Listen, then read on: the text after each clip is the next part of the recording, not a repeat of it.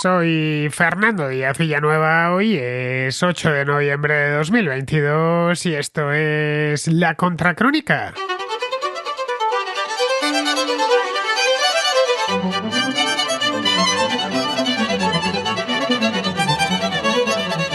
Ayer comenzó en la localidad egipcia de Sharm el Sheikh la 27ª cumbre del clima. La reunión será más pequeña y menos ambiciosa que la anterior, celebrada hace justo un año en Glasgow, en Escocia. Esa cumbre, estuvo marcada por la promesa firme por parte de casi 200 países de reducir sus emisiones de CO2. Pero la realidad de un año después es que apenas un puñado de países han cumplido.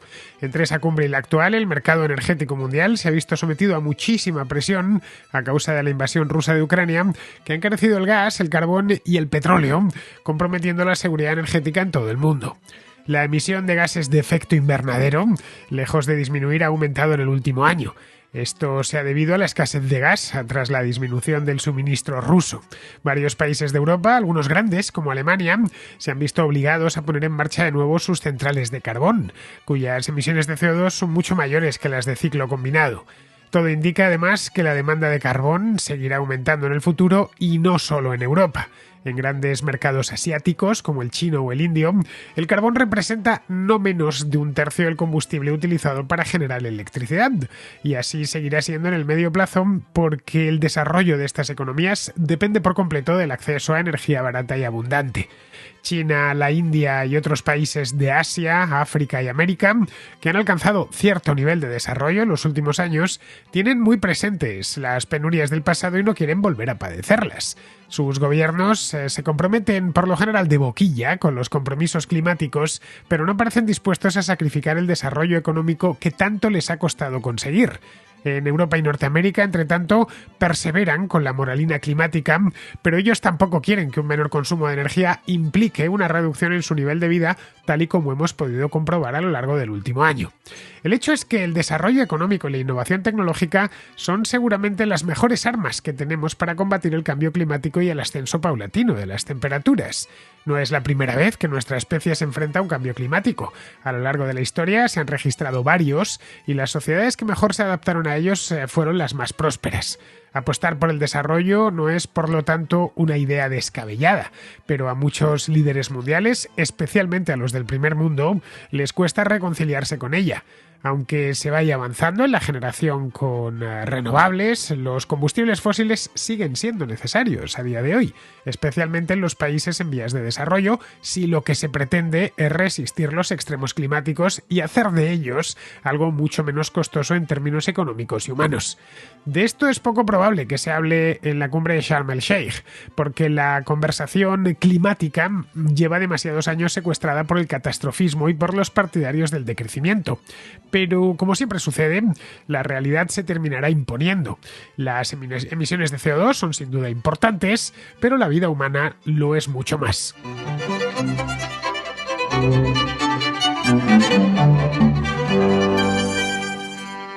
Mandatarios de todo el mundo se reunirán esta semana, están llegando ya, a la ciudad turística egipcia de Sharm el Sheikh. Esto está en la península del Sinaí. Es una ciudad balneario con hoteles, restaurantes, un gran aeropuerto, donde, por cierto, el gobierno egipcio desde hace ya muchos años organiza cumbres siempre que pueda. Bien, pues esta cumbre, que viene anunciada desde hace ya un tiempo, de hecho estaba programada para el año pasado, pero por el tema de la pandemia, como en 2020 no hubo cumbre del clima, por los confinamientos y los problemas que había para viajar, la de 2020, que era Glasgow, se la llevaron a 2021 y la de 2021, que era Sharm el Sheikh, se la llevaron a 2022. El año que viene, si mal no recuerdo haberlo leído hoy, creo que se hace en Dubái. Pero bueno, están llegando allí, la mayor parte ya han aterrizado en Sharm el Sheikh y a partir de aquí empezarán a escribir el mismo guión que en todas las cumbres del clima, que han sido ya unas cuantas. Estamos en la 28ª, pues hay nada menos que 27. antes de esta. Son muchísimas que se vienen celebrando desde el año, pues quitando el año 2020, que no se hizo porque no se podía hacer por el tema de la pandemia. El resto de los años se ha hecho desde el 95, que fue en Berlín, en Alemania.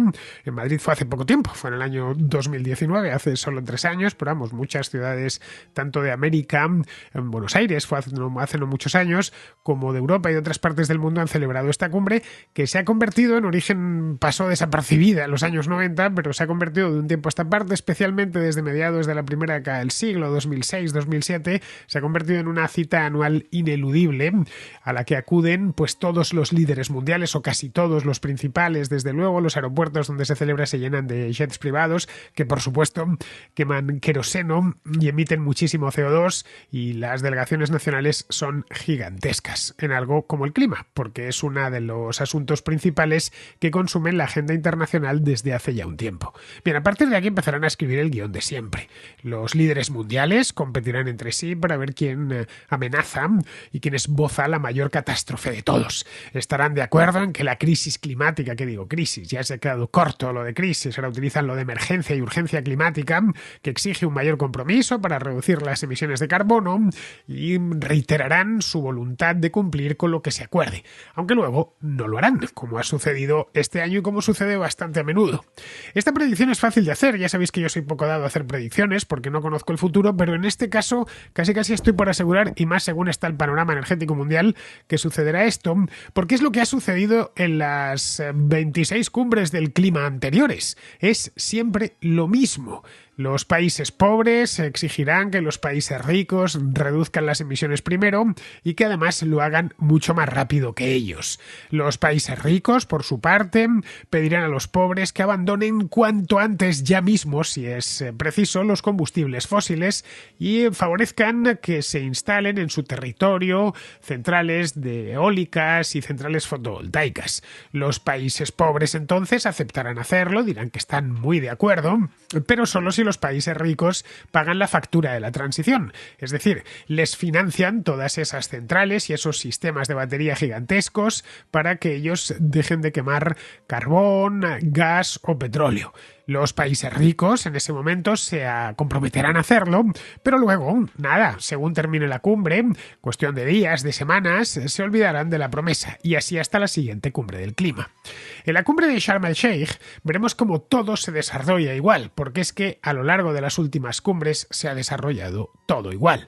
Pero este año además tendremos que soportar, o de ver por lo menos, cómo los países pobres tendrán que soportarlo los líderes de los países ricos, cómo los países pobres acusan a los ricos de asegurarse suministros de petróleo y de gas a cualquier precio tras la invasión rusa de Ucrania. Hemos visto cómo se ha tensado el mercado energético mundial en los últimos meses, lo he traído un montón de veces a la contracrónica, lo que se estaba pagando por los metaneros hace solo 3 o 4 meses, que puso en jaque a muchísimos países del mundo, del tercer mundo, quiero decir. Pakistán, por ejemplo, pues tuvo problemas de abastecimiento de gas. El caso de Sri Lanka le dediqué un programa allá por el mes de agosto. Estaba el país en la quiebra y no había ni siquiera gasolina. La tuvieron que racionar para que solo pudiesen emplearla los camiones de reparto, la policía y las ambulancias y poco más. Los ceilaneses tuvieron que quedarse metidos en casa o recurriendo a la bicicleta, porque allí vehículos eléctricos en países del sur de Asia, pues la verdad es que no hay muchos, y tampoco estaciones de recarga. Luego además la parte de la electricidad que generan en la isla proviene de eso mismo, de petróleo, de fuel oil, o proviene directamente del carbón. Bien, el resultado de esta avaricia por parte de los países ricos este último año por asegurarse esos suministros a cualquier precio, pues es que estos países en vías de desarrollo se han enfrentado y se siguen enfrentando a una escasez, a una carestía energética, y tampoco reciben nada para instalar las famosas centrales eólicas y solares.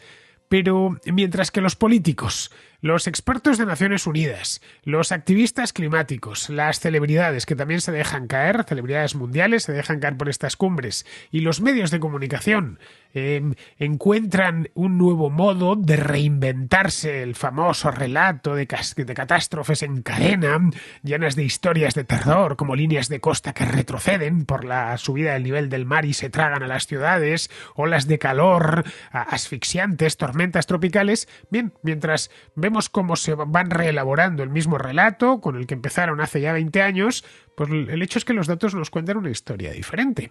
En las últimas décadas el mundo no ha progresado mucho en la reducción de las emisiones totales. Lo comentaba aquí en un programa que hice sobre este mismo tema hace unos meses. Desde los años principios de los 90 apenas se ha bajado, pero en el primer mundo más que en el tercero, evidentemente en países que se han desarrollado muy rápido en los últimos 30 años, como China o la India, de hecho han aumentado de manera consistente, pero lo que sí se ha vuelto el mundo es un lugar mucho más resistente a todo tipo de extremos climáticos. Insisto, me estoy centrando en los datos. La resistencia de una sociedad a los extremos climáticos está estrechamente relacionada con el desarrollo económico. Esto no es una opinión, esto es un hecho, no es un relato concebido pues para convencer a incautos o para persuadir a ricos del primer mundo de que algo han hecho mal y que tienen que buscar el perdón. No, es un hecho refrendado por los datos. El desarrollo quiere decir acceso abundante a energía, mejor tecnología, agricultura más productiva, mejores casas e infraestructuras. Incluso una mirada superficial a estos datos deja muy claro, clarísimo, que el desarrollo económico ha salvado millones de vidas, cientos de millones de vidas durante el último siglo. El terrícola promedio, y empleo esto de terrícola porque todos somos terrícolas, habitantes del planeta Tierra, bueno, mientras menos los 6 creo que son los que están en la Estación Espacial Internacional, que no están propiamente en el planeta, pero sí al menos en su órbita. Pero el terrícola promedio hoy en día tiene un 90% menos de probabilidades de morir a causa de inundaciones, de sequías, de tormentas tropicales, de ciclones o de otros eventos climáticos extremos que hace un siglo, que en la década de 1920. Nos encontramos ya en plena década de 2020. Eso se ha debido, no a la magia ni nada por el estilo, se ha debido a una disminución drástica en el número de personas que viven en la pobreza, sin acceso a cosas tales como viviendas seguras y bien construidas, infraestructuras y suministro estable de agua y de electricidad. El crecimiento económico y la innovación tecnológica, como decía, han salvado decenas, centenas de millones de vidas de los extremos climáticos durante el último siglo. Esto, insisto, es un hecho. Si la economía mundial sigue creciendo, y esperemos que lo siga haciendo, se salvarán muchas vidas más en las próximas décadas, aunque la temperatura global siga subiendo. Pero de esto no se hablará en Sharm el Sheikh, ni se habló el año pasado en Glasgow, ni se hablará el año próximo en Dubái. La conversación, como sucede en todas las cumbres del clima, volverá a ignorar el historial que tiene nuestra especie de adaptación climática, especialmente, ya digo, el último siglo, que ha sido una cosa maravillosa, milagrosa casi. Insistirán, contrariamente a los hechos, en que la vulnerabilidad global a los extremos climáticos ha aumentado en los últimos años, cuando, de nuevo, los hechos nos dicen lo contrario. ¿Por qué lo hacen?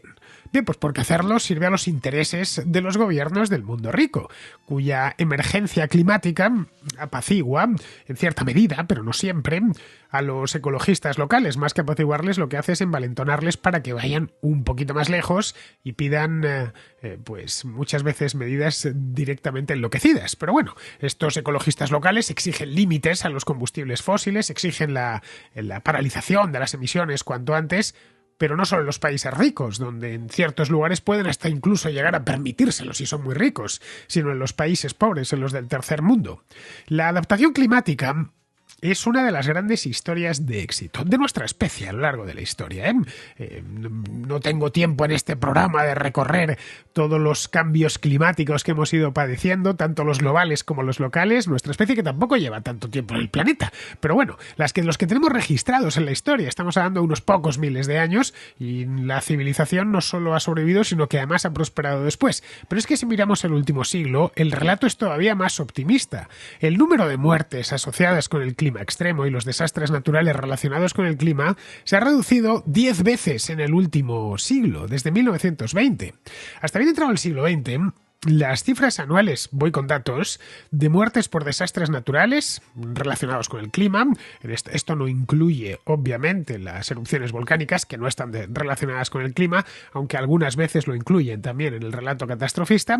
Y bien sabéis que hace no mucho, hace un año, en España entró en erupción un volcán en la isla de La Palma y alguno vino a insinuar o a decir abiertamente que eso se debía al cambio climático, a pesar de que, bueno, en fin, no había por dónde agarrar aquello, pero llegaron incluso a decirlo. no, estamos hablando del número de muertes asociadas con el clima extremo y con desastres naturales relacionados solo con el clima, ya digo, se ha reducido 10 veces. Hasta bien entrado el siglo XX, las cifras anuales de muertes por desastres naturales que estuviesen relacionadas con el clima ascendían a cientos de miles, en ocasiones a millones. Y eran rutinarias, era algo normal para nuestros antepasados, y no estoy hablando de nuestros antepasados lejanos, sino los cercanos. Caray, en 1920 ya estaba vivo mi abuelo. Y bueno, era un niño, pero estaba vivo. En China, por ejemplo, la inundación del río Amarillo en 1887 mató a no menos de 2 millones de personas. Y las inundaciones del río Yangtze, que fueron hace menos de un siglo, fueron en 1931, mataron a 4 millones de personas. En una China que tenía mucho menos habitantes que actualmente. Los ciclones tropicales en la India, en Pakistán, en Bangladesh, eran devastadores. En el año 42, uno de ellos mató a 61.000 personas. En el año 1970, hace 4 días, como aquel que dice, mató a casi 500.000 de personas. Bueno, eso por no hablar de las hambrunas periódicas en el Indostán, que mataban de manera regular y rutinaria a millones de personas. Hoy en día, las muertes en China por inundaciones son unas 500 al año aproximadamente. Muchas, indiscutiblemente, pero nada en comparación con lo que las inundaciones de los grandes ríos chinos mataban en su momento. Los ciclones en el subcontinente indio rara vez causan más de 1.000 muertes. Y respecto a las hambrunas, ni China ni la India han sufrido una sola hambruna en varias décadas.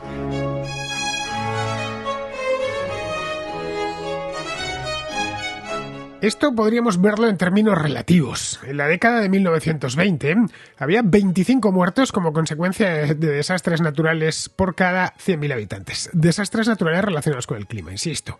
En la década pasada, la década de 2010, esta cifra había bajado a 0,26. Esto nos dice que la rebaja ha sido en un siglo del 98%.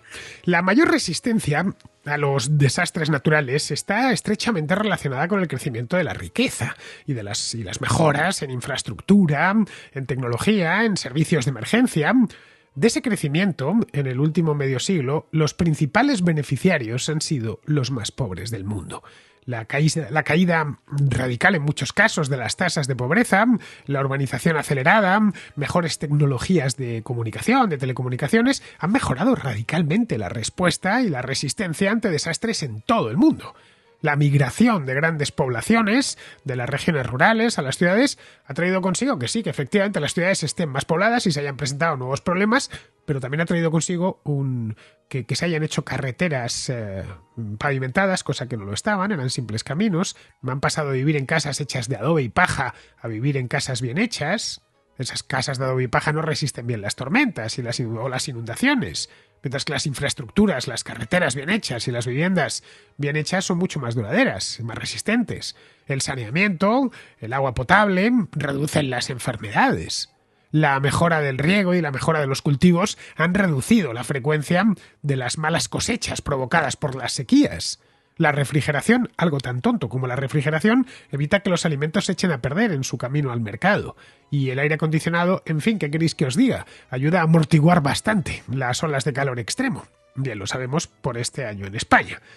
Los costes humanos y económicos de un desastre natural nunca están determinados de manera principal por la intensidad del clima, sino por cuántas personas están en peligro y lo adaptadas que estén al desastre. El drama no es que el río Yangtze o el río Ebro se desborden. Ese no es el drama. Los ríos se han desbordado desde que esos ríos existen. El problema es que cuando se desbordan matan gente y destruyen sus casas, sus industrias y sus campos de cultivo. Por eso nos duele.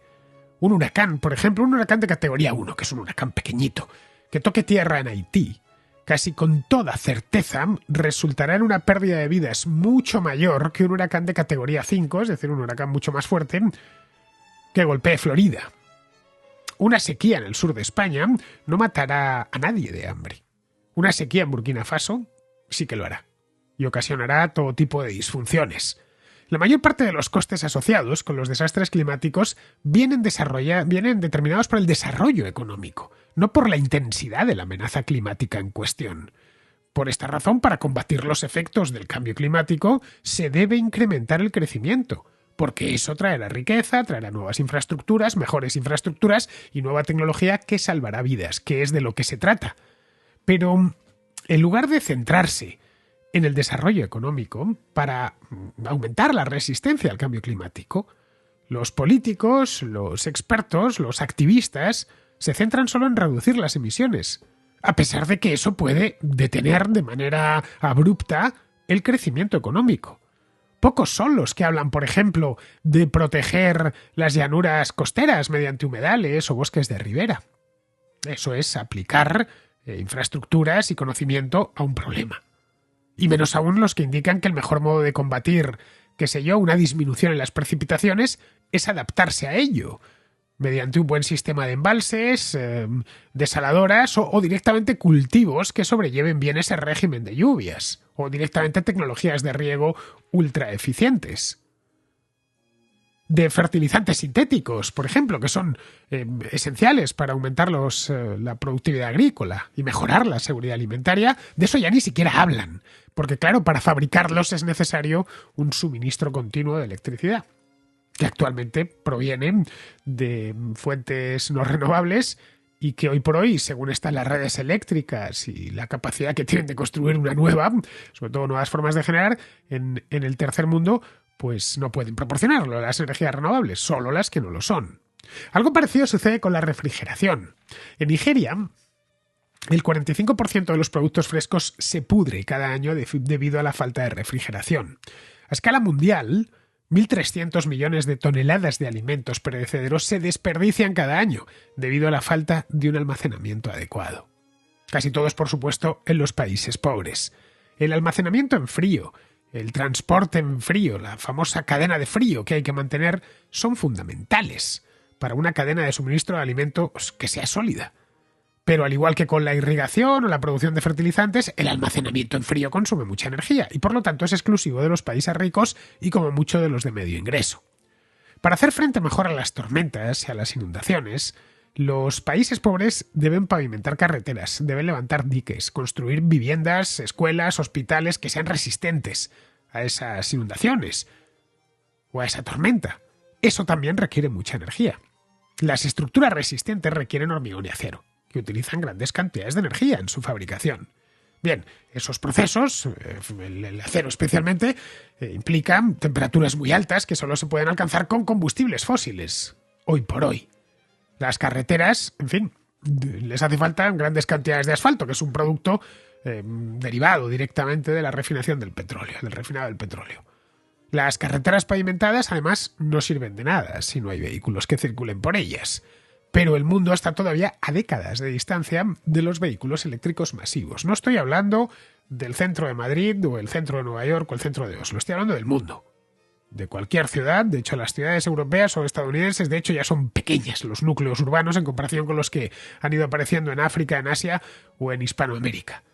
Pero estos están a décadas. Lagos en Nigeria está a décadas de tener un parque móvil eléctrico masivo. Y quien dice Lagos dice Sao Paulo o dice, qué sé yo, cualquier ciudad china o cualquier ciudad pakistaní o india. Y la infraestructura, en fin, para que circulen esos vehículos, infraestructura de carga, ¿no? Baterías, puntos de recarga, etcétera, redes eléctricas, bueno, eso directamente en lugares como África es que es una cosa directamente impensable, donde cuesta hasta encontrar una gasolinera. Bueno, pues de estas y otras muchas maneras que las hay, de estos esfuerzos que se podrían hacer para mejorar la resistencia global a los extremos climáticos y a los desastres naturales, dependen muchos tipos depende muchísima gente en el mundo de que se tome en serio esto. Y todos necesitan energía fósil. Es por eso que nadie quiere hablar de adaptación, es algo que hasta lo consideran anatema. Hoy la Unión Europea, Estados Unidos y las organizaciones ecologistas abogan, por ejemplo, por impedir que se financien infraestructuras relativas a los combustibles fósiles, todo en nombre de la emergencia climática. Irónicamente, lo hacen para salvar la vida a los pobres del mundo, salvarles de las catástrofes climáticas que se avecinan. Pero si no pueden desarrollarse, serán víctimas de desastres naturales con o sin cambio climático. ¿Por qué entonces la mayoría de los países pobres firman el marco internacional para la acción climática? A pesar de que saben que la pobreza y la falta de desarrollo económico representan una amenaza mucho mayor para sus propios habitantes, para el bienestar de sus propios habitantes, que el cambio climático. Bueno, la respuesta es obvia. El marco climático de la ONU se basó en un gran acuerdo a cambio de un compromiso global para limitar el calentamiento, creo que era 1,5 grados, por encima de las temperaturas preindustriales. Las naciones ricas reducirían drásticamente las emisiones y sufragarían el coste de una transición a la energía limpia en los países pobres y financiarían también la adaptación y el desarrollo de estos países para garantizar que el tercer mundo sea resistente a los impactos del calentamiento que no se han podido evitar. Los países pobres aceptaron ese plan, claro, con la esperanza de que eso les llevase ayuda para su propio desarrollo. Pero los 30 años transcurridos desde que se adoptó este marco, ninguna de esas promesas se ha materializado. Por lo tanto, en Egipto, en Sharm el Sheikh, los países pobres harían bien en reconsiderar si la obediencia continua a este marco de política climática sirve a sus necesidades y a sus intereses. Sharm el Sheikh es una localidad costera, como os decía al principio, construida por el gobierno egipcio básicamente para dar servicio a turistas europeos. Es común en los aeropuertos alemanes o británicos encontrar que salen aviones hacia Sharm el Sheikh cargados de turistas. Sería un lugar perfecto, un sitio así, para que se planten, porque al igual que la misma ciudad de Sharm el Sheikh, el marco climático de la ONU se concibió para servir a los gobiernos del primer mundo y servir a los ecologistas occidentales. Vamos, que los países del tercer mundo no podían pedir un lugar mejor y más simbólico para decir que ya basta de hipocresía.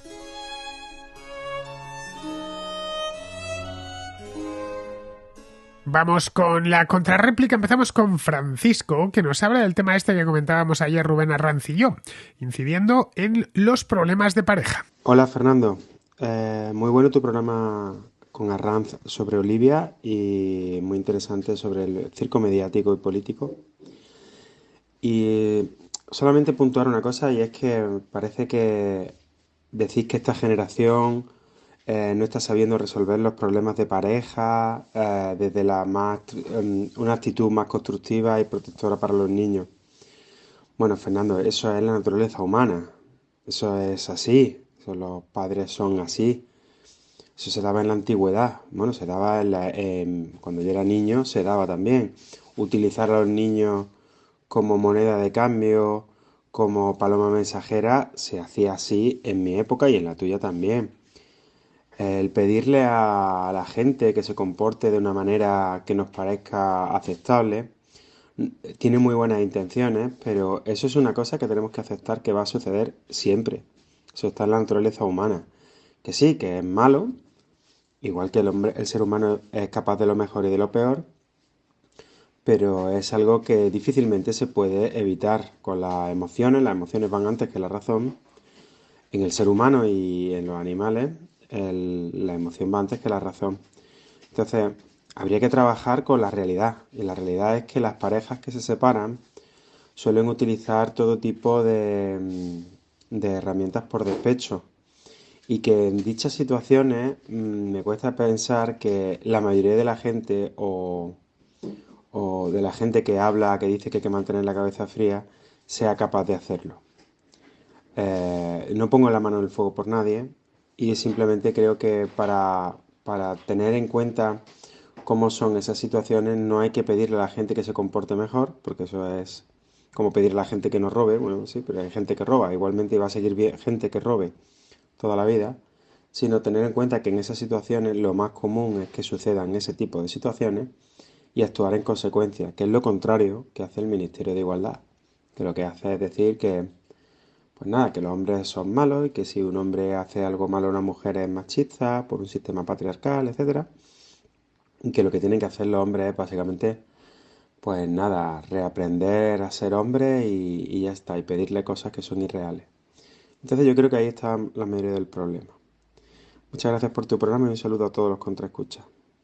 que algo vaya a existir de cualquier manera no debe desanimarnos a que insistamos en que no se debe uno comportar de esa manera, Francisco. Que haya ladrones, asesinos o estafadores no quita para que repitamos una y otra vez que no se roba, no se mata y no se estafa. Que hay que conducirse por la vida de una forma lo más recta posible. En el tema de los niños, en España no nos habíamos visto en una como esta de niños divididos entre el padre y la madre hasta ahora o hasta hace relativamente poco tiempo, porque es que el divorcio en España no fue legal hasta hace poco más de 40 años y al principio había pocos y fue subiendo, subiendo, subiendo y de unos años a esta parte hay más divorcios que nunca. Creo que es algo así como la mitad, las parejas o algo más incluso se divorcian. Cuando yo era niño en mi clase había un solo compañero cuyos padres estaban divorciados y todos por supuesto lo sabíamos. El divorcio era legal, pero no muy habitual. A mí me parece muy bien que la gente se divorcie si lo cree conveniente. Siempre será mejor un buen divorcio que un mal matrimonio. Pero una vez se ha tomado la decisión de separarse con niños pequeños, cosa distinta es que los niños sean ya adolescentes o mayores de edad, lo suyo es pensar en ellos antes de que en cualquier otra cosa. Si uno se siente despechado, que piense antes el coste de dar salida a ese despecho. El coste que le va a suponer a su hijo dar salida a ese despecho. El despecho es algo emocional, como bien dices, pero es que el amor por un hijo también lo es. Se trata de que se imponga la emoción noble sobre la emoción vil. El despecho es humano y puede llegar a entenderse, pues no sé, si ha sido objeto de una ofensa muy grande, pero piensa antes el coste de cobrarte la venganza. Si el coste incluye someter a tu hijo a una presión insoportable y a que en el futuro arrastre un trauma, pues la verdad, no sé si merece la pena vengarse. Es una cuestión al final de ordenar prioridades emocionales. A los seres humanos nos mueven las emociones, eso sin duda, pero también nos mueve la razón. Respecto a lo que comentas del ministerio de Irene Montero, pues ¿qué quieres que te diga, Francisco? En fin, nada que no sepamos. Bueno, en general, no hay al ministerio de Irene Montero, del feminismo radical. Ya sabemos a lo que juegan y cuál es su objetivo. Eso lo deberíamos dar por descontado. Es, digamos, una constante, ¿no?, en toda esta historia. El daño que están haciendo en las relaciones entre los dos sexos es muy grande y, bueno, y por ese mismo motivo, cuanto más raciocinio le pongamos a este asunto, mucho mejor para todos. Bien, vamos ahora con Luis, que es de Castellón y que sigue con el tema este del asesinato de Olivia, más concretamente con la alienación parental. En relación a esto de los sucesos relacionados con Olivia y tal, y lo que habéis comentado hoy, lunes, me parece que estaría bien que hablases con algún abogado de derecho de familia y que te explicas un poquito esto de la alienación parental, si esto existe, realmente no existe, es aceptado en los juzgados o no, porque es un tema este de las familias pues bastante complejo, ¿vale?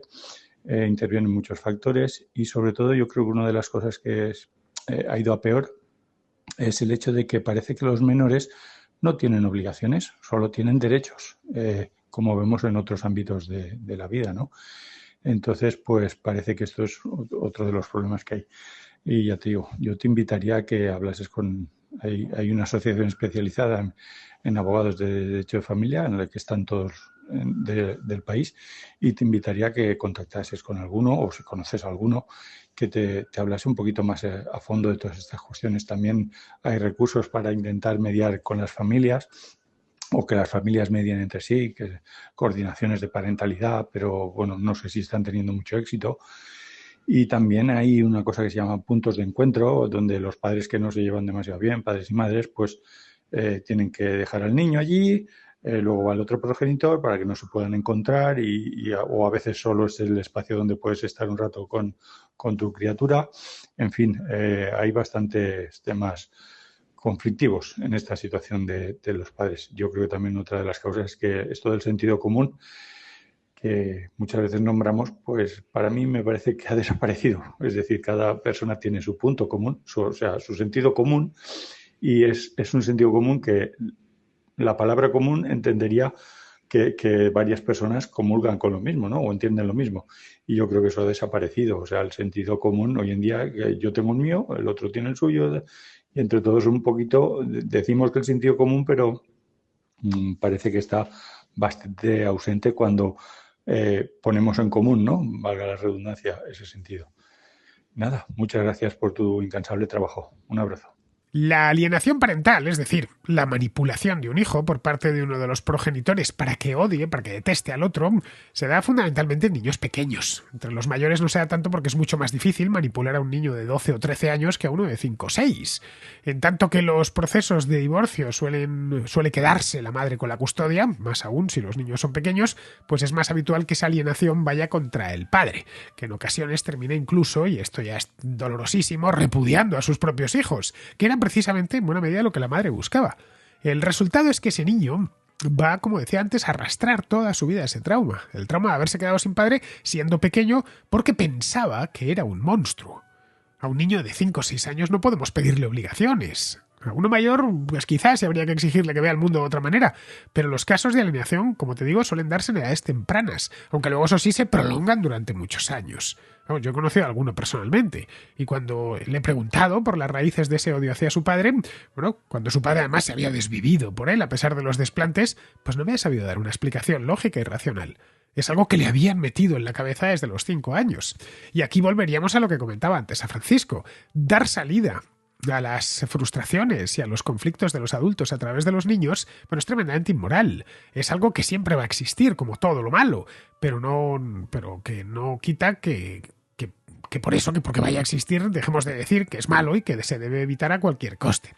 Bien, seguimos con Ignacio, que nos habla del cese de Ricardo Ferris, un inspector de policía de Valencia, que hace unas semanas participó en una polémica charla sobre delincuencia e inmigración. Hola, saludos a todos los contraescuchas de uno y otro lado del océano, y hoy me gustaría dar mi opinión sobre la polémica generada a raíz de la expulsión de el inspector jefe de una de las comisarías de Valencia, y que ha sido casi fulminante tras su participación en una charla organizada por Vox, en la que manifestó que la práctica totalidad de los detenidos que se hacían eran extranjeros, especificando que él no relacionaba directamente que toda la inmigración fuera delincuencia, pero sí que era un problema criminológico grave la inmigración, porque constituía el grueso del volumen de detenidos que estaban haciendo.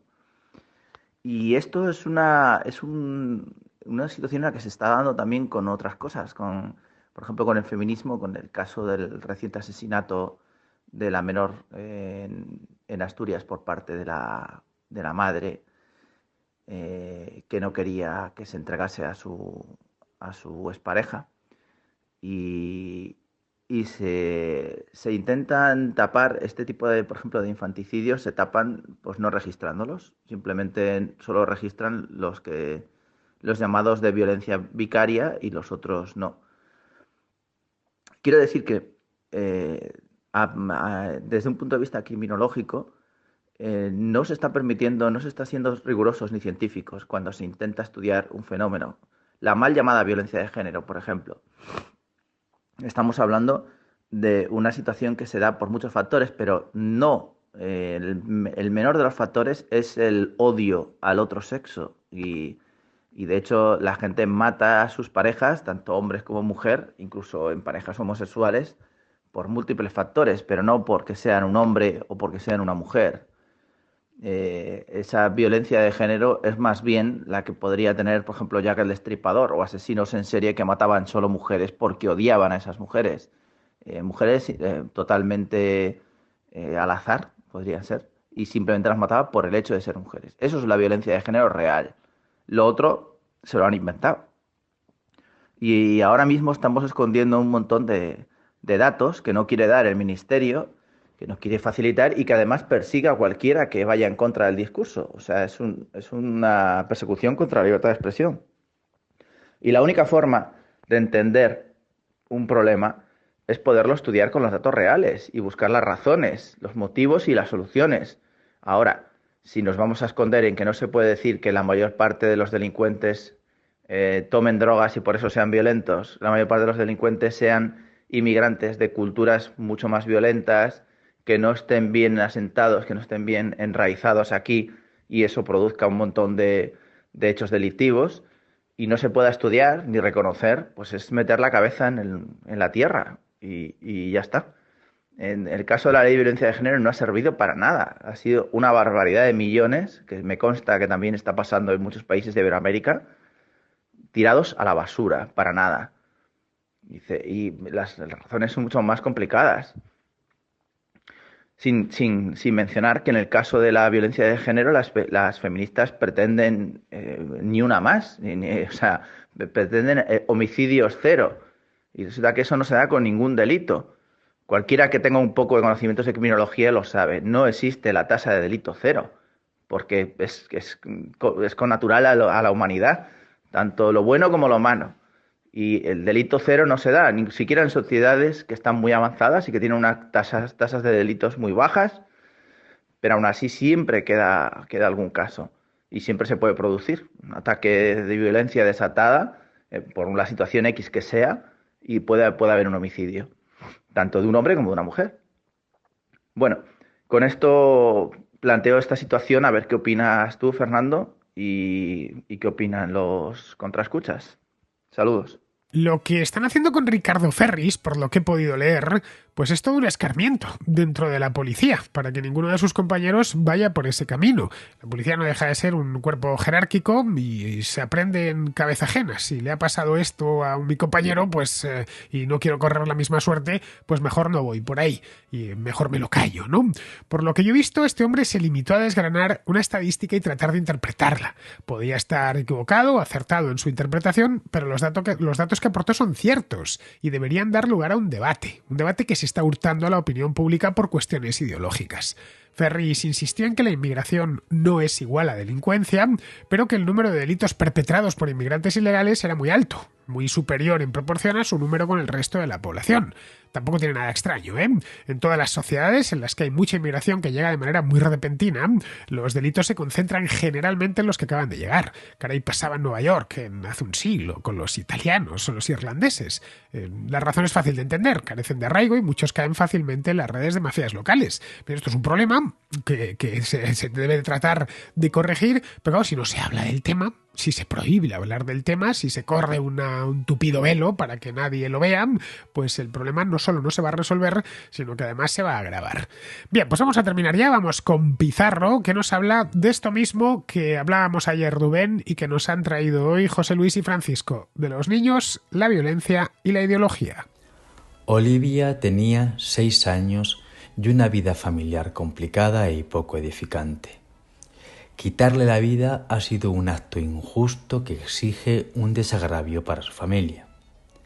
El tratamiento político y mediático del caso está siendo tan deshonesto que el público asqueado tan solo puede mirar al hecho relevante que nadie quiere tratar. Olivia ni merecía morir, ni ser un pelele viva y un pelele muerta. Olivia ya no está, y su recuerdo público será fugaz. Quienes la zarandearon en vida pagarán de distintos modos. Quienes la han zarandeado en muerte están buscando otro pelele. Un cordial saludo de Pizarro. Y hasta aquí, queridos amigos, llega la contracrónica de hoy, 8 de noviembre, mañana 9, y estaré de vuelta. Hasta mañana, amigos.